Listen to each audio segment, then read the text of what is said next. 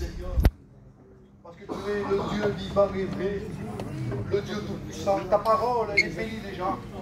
Ta parole, elle est vivante, elle est permanente. Elle ne revient jamais à toi sans fidélité dans le cœur. Alléluia. Ouvrir l'intelligence des cœurs, Amen. afin qu'ils comprennent la parole. Amen. Et que la foi germe dans le cœur au nom qui est des convictions de péché, des délivrances au nom de Jésus. Tu pries de roi de ton serviteur. En soit ainsi par l'Éternel. Amen, amen. Au nom de Jésus, pour ta gloire. Amen, Seigneur. Gloire à Dieu. Béni soit Dieu. Voilà, je suis très content de l'invitation de votre pasteur, de voir les frères, de voir Pacha l'ancien, de voir les frères, les sœurs, l'église. Vous savez, il y a une joie dans mon cœur particulière. Amen. Pourquoi? Parce que on est au milieu de sa présence. Il est au milieu de nous. Et vous savez, chaque fois que Dieu me permet, moi, de prêcher, je reçois ça comme une grâce de Dieu, comme un cadeau de Dieu. Parce que tout vient de Dieu.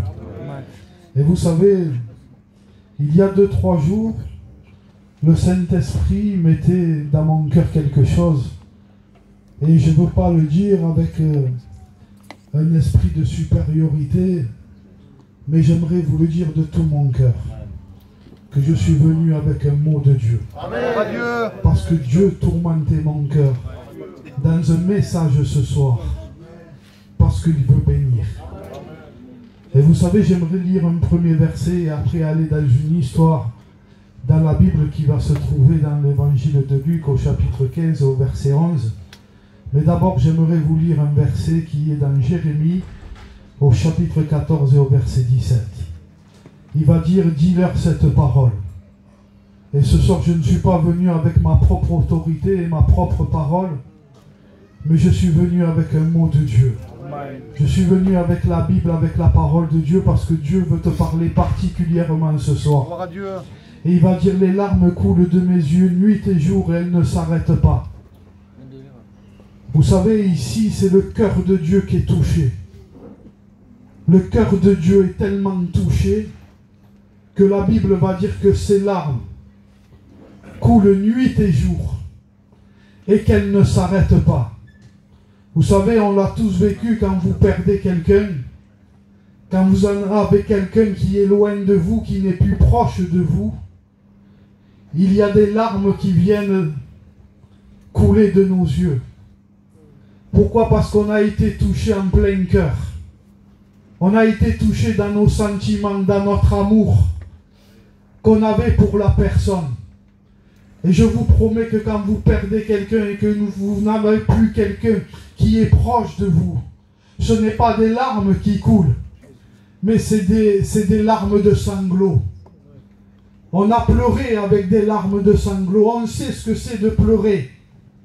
Et ici, Dieu, son cœur est tellement touché, son amour est tellement touché, qu'il pleure nuit et jour.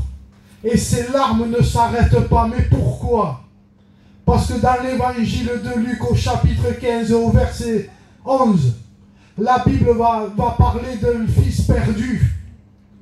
Et voilà ce que Dieu mettait dans mon cœur véritablement cet après-midi pendant ces jours. Il me disait, dis-leur que j'ai perdu des fils. Dis-leur que je les ai perdus. Dis-leur que j'ai perdu des fils. Et que ce soir, véritablement, je veux les retrouver. Mon amour me presse ce soir. L'amour de Dieu se presse ce soir à te dire qu'il veut te rétablir, à te dire qu'il veut te renouveler, à te dire qu'il veut te sauver, à te dire qu'il veut te bénir. Parce que son amour en lui, la Bible va dire qu'en lui, il y a le oui. Et j'aimerais que tu saches ce soir véritablement que Dieu t'aime, que Dieu ne t'a pas oublié, et que Dieu n'est pas indifférent à ta propre personne, et que Dieu est pour toi, et qu'il n'est pas contre toi. Vous savez, il est parlé de ce fils, et ce fils avait lapidé tous ses biens, et c'est la représentation de ce qu'a fait Adam dans le jardin d'Éden. Parce qu'il a désobéi, parce qu'il a péché contre Dieu. Il a demandé ses biens. Et qu'est-ce que ça représente de demander ses biens à Dieu? qu'a fait ce fils, qu'a fait Adam en désobéissant et en péchant contre Dieu. Il a réclamé sa propre liberté de pouvoir vivre comment il voulait. Et ce fils a pris une décision de mener sa vie comme bon le semble, d'avoir sa liberté, de ne plus être devant les yeux de Dieu, de ne plus profiter de ce que Dieu lui avait donné comme richesse.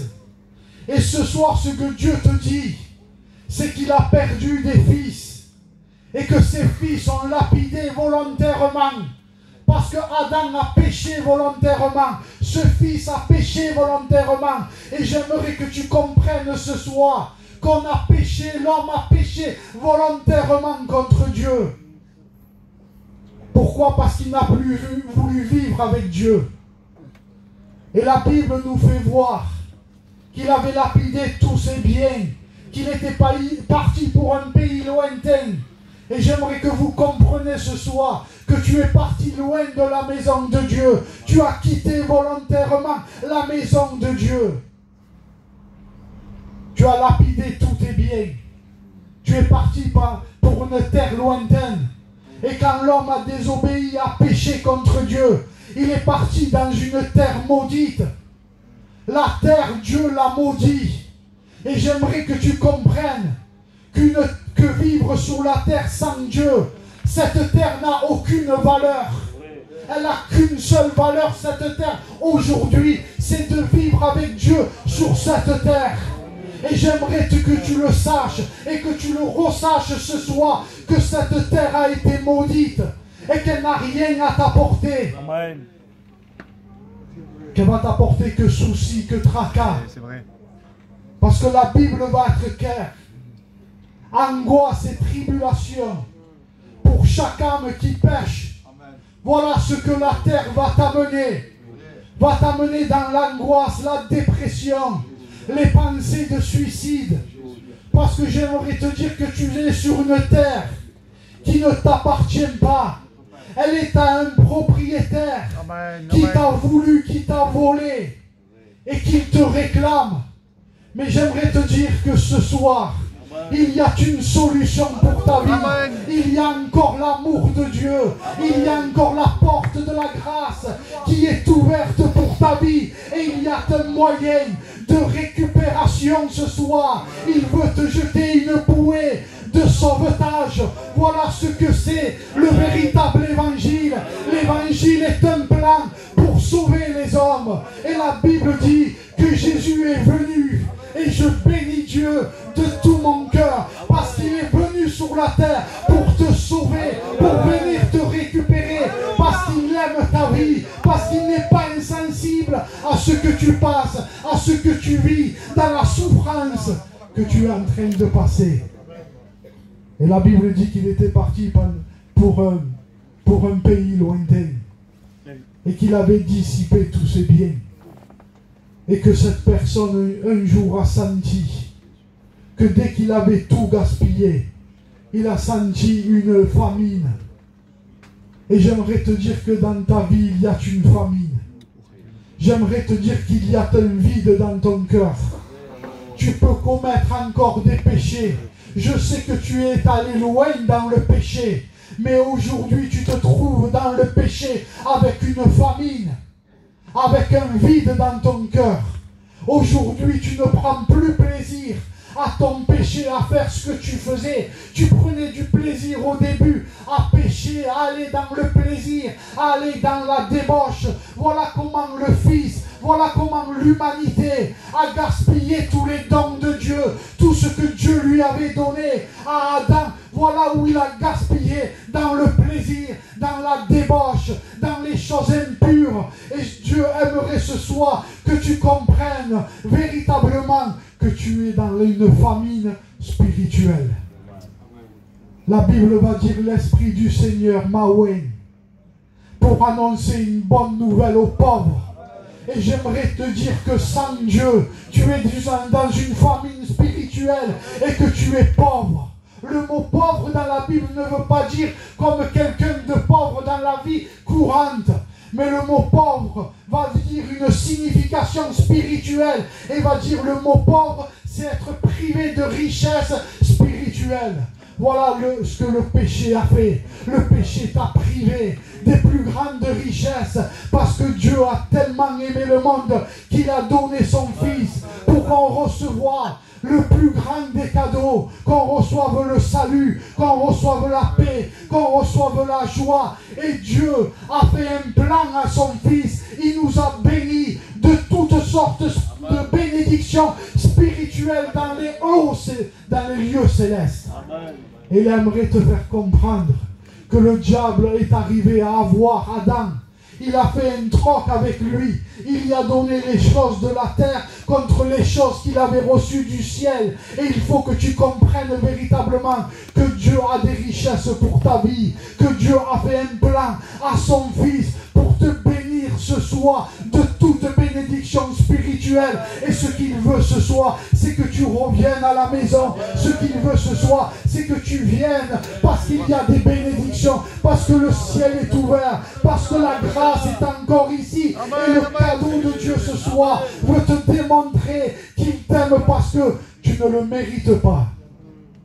Ce que Dieu veut te donner ce soir. Et vous savez, l'enfant prodigue, le fils perdu, va dire des mots. Il va dire que c'est lui. Il va reconnaître, il va rentrer en lui-même. Il va dire, moi je meurs. Et l'évangile veut te ramener à toi. Veut te ramener face à toi-même. De ce que tu es véritablement. De ta propre identité.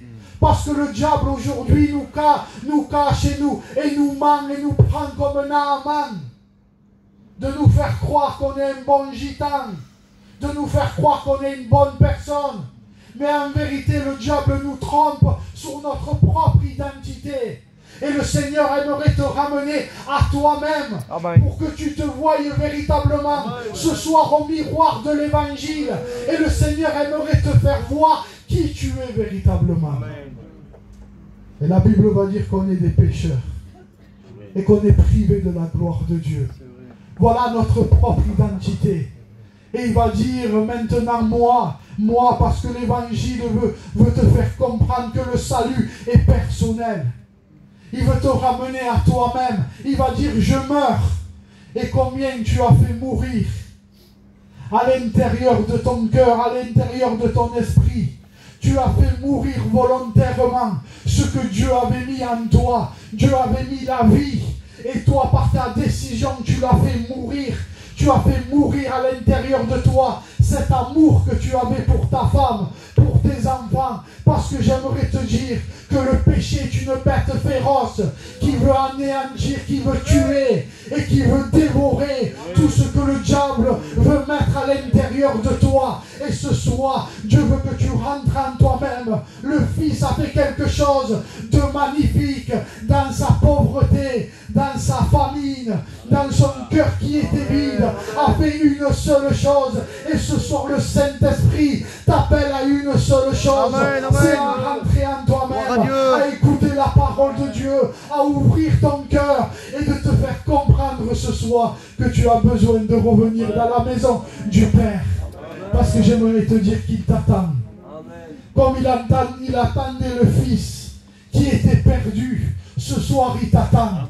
Il attendait tous les jours. Je le crois de tout mon cœur que ce père de l'enfant perdu devait être à la fenêtre chez lui et devait regarder au travers de la fenêtre avec un cœur brisé, avec des larmes qui coulaient sous ses yeux, avec ces larmes qui lui faisaient du mal. Et il attendait. Et j'aimerais te dire une parole de Dieu ce soir, que Dieu t'attend.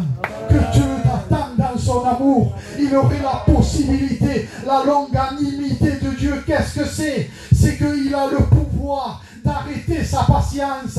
Et bien, il a le pouvoir d'amener une justice, un jugement sur ta vie. Mais son amour le pousse tellement à une longue patience qu'il t'attend ce soir. Il t'attend avec des pleurs. Il t'attend avec son amour. Et il attend que tu reviennes à la maison. Et quand le Fils a pris cette décision, parce qu'il ne pouvait plus se rassasier, et tu le sais, qu'il n'y a plus rien dans le monde qui rassasie ton cœur. Il a fait une seule chose. Il a pris la décision. Il est rentré en lui-même. Il a dit, j'irai vers mon Père. Et ce soir, tu n'as pas besoin de revenir dans un local. Tu n'as pas besoin de revenir à quelque chose. Mais tu as besoin véritablement ce soir de revenir à Dieu de tout ton cœur. Et le Père, quand il a senti qu'il rentrait en lui-même et qu'il avait pris la décision de retourner vers son Père, il n'a pas pu rester dans la maison. Il n'a pas pu rester chez lui. Mais il est sorti. Il est sorti de tout son cœur. Il a couru après lui et il s'est jeté à son cou. Et j'aimerais te dire ce soir qu'il y a des bras d'amour, qu'il y a des bras d'autorité, qu'il y a des bras forts qui veulent t'entourer, qui veulent te prendre et qui veulent te prendre dans ses bras. Ce soir, il veut te revêtir. Ce soir, il veut te remettre l'anneau à ton doigt. Ce soir, il a tué le veau gras. Il a donné son fils. Il a donné un sacrifice. Ce soir, il veut te renouveler d'une robe blanche. Ce soir, il veut par son sang te nettoyer de tous tes péchés, de toute ta désobéissance. Et ce soir, dans son amour, il voudrait te dire, mon fils, reviens à moi. Mon fils, je veux te bénir. Mon fils, je veux te rétablir. Il veut te rétablir dans toutes choses. Tu as besoin de venir ce soir. Je te le promets de la part de Dieu. Je le sentais cet après-midi qu'il veut tout te redonner. Toutes les richesses que tu as perdues, tout le baptême du Saint-Esprit que tu as perdu, tous les dons qu'il t'a donné, toute la paix qu'il t'a donné. Ce soir, je te le promets avec conviction qu'il te redonne tout, qu'il te renouvelle et qu'il amène à ta vie un renouvellement par le Saint-Esprit, parce que Dieu a tout pouvoir. Et ce soir, je sens la grâce de Dieu, je sens l'amour de Dieu pour ta vie ce soir. Morgane, je t'aime. Je le sentais de tout mon cœur. Cet après-midi, je sentais que Morgane, Dieu veut te rétablir. Ce soir, il veut tout te redonner.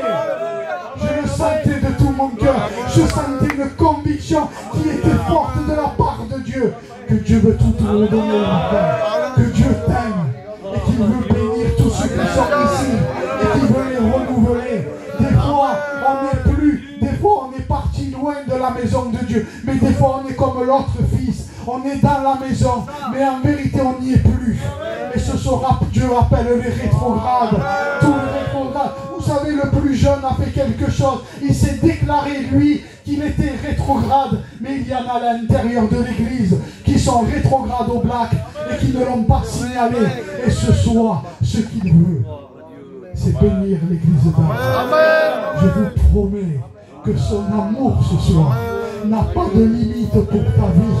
Peut-être que toi tu dis c'est fini, peut-être que tu dis je n'y arriverai plus, mais j'aimerais te dire que tout est possible à celui qui croit. Et si tu le crois ce soir, il te sera fait selon ta foi, il te sera fait ce que tu vas croire. Et si tu le crois, je suis venu avec une parole de Dieu pour toi ce soir, parce qu'elle veut réanimer ta foi, parce que le souffle du Saint-Esprit veut réanimer à l'intérieur de ton cœur une flamme nouvelle pour que tu repartes avec Dieu. Et ce soir, je veux faire un appel. Un appel sous la présence de Dieu. Un appel par le Saint-Esprit dans une direction spéciale ce soir. Lève-toi de ta place. Ce soir, lève-toi, je te promets que Dieu vienne et qu'il agit automatiquement. Le jour où j'ai crié à Dieu, moi, il est venu tellement fort et tellement vide qu'à une fraction de seconde, je suis né de nouveau. Une fraction de seconde, délivré de 17 ans de toxicomanie. À une fraction de seconde. Et ce soir, il t'appelle. Ne joue pas ce soir. S'il t'appelle ce soir, peut-être que demain tu ne pourras pas revenir. Ce soir, il te lance un appel. Il t'a appelé plusieurs fois. Tu as refusé. Mais ce soir, il veut te manifester qu'il est encore là ce soir dans l'église d'Arles. et qui te rappelle ce soir. Alors si ce soir il y aurait quelqu'un qui veut se lever dans la foi, qui veut faire comme ce fils qui était perdu et qui veut revenir, fais-le de ta place. N'aie pas honte, même que tu es baptisé, même que tu es un converti, même que tu es rétrograde. Prends la décision ce soir de venir à lui. Alors je ferai cet appel ce soir. Pour toi qui es converti, pour toi qui es rétrograde, pour toi qui es baptisé, si tu veux que ce soir ce soit ta réunion, Gloire à Dieu. si ce soir tu veux être renouvelé de la part de Dieu, délivré de ton péché, Alléluia. si tu veux être rétabli, ce soir mets ton orgueil Amen. de côté. Jésus, amen. Mais ce soir lève-toi. S'il y aurait quelqu'un ce soir, vous savez, je ne vais